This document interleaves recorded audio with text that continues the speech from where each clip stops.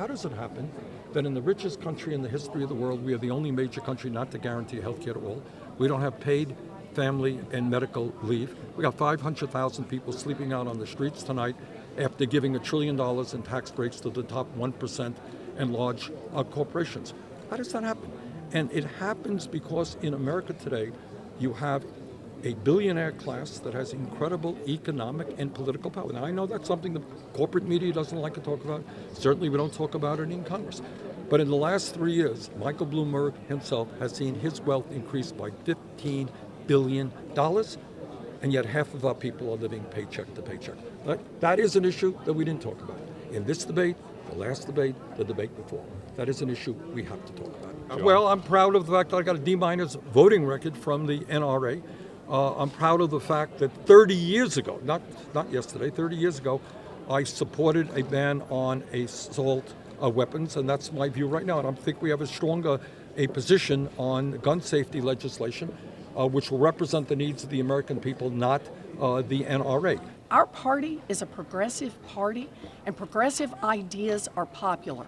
That means we can't have a nominee who's on that stage who's nibbling around the edges of big problems. But the second part of it is we not only need a nominee who has unshakable values, we need someone who actually can get something done. And I have a track record for doing that. Look at it this way. Progressives are going to have one chance to make transformative change. And that means we better have a leader who knows how to make it happen. I don't know. What I do know is that the plan that Bernie has put out doesn't explain how we get there, doesn't explain how we're going to expand the coalition to get it done, and doesn't explain how we're going to pay for it. And that's a real problem. I did that hard work.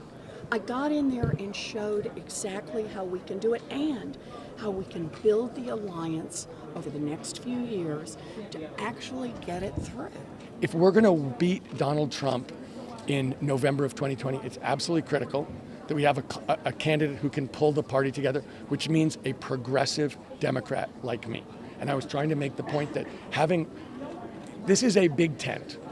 We need somebody who can attract people across the spectrum and who actually can bridge the philosophical divide. That is a progressive Democrat. That's what it's someone who can beat these corporations. I've beat the corporations for 10 years. I'm a progressive. I really am the person who can bridge this philosophical divide between the so-called moderates and the so-called progressives. We have to retell the story of the last 400 years plus of African Americans in the United States, not just the discrimination and the prejudice and the injustice, but also the contribution. But the best way to do that is not something that I should be dictating, but should be done by a commission that starts on day one and goes through the story of how we got here and then talks about how we can repair it and move on together. This is freeing for everybody in the United States, not just black people. This is freeing for everybody, for us to do justice at last, tell the truth at last, and repair the damage. Great. Thank you very much, Mr. Steyer. Thank you.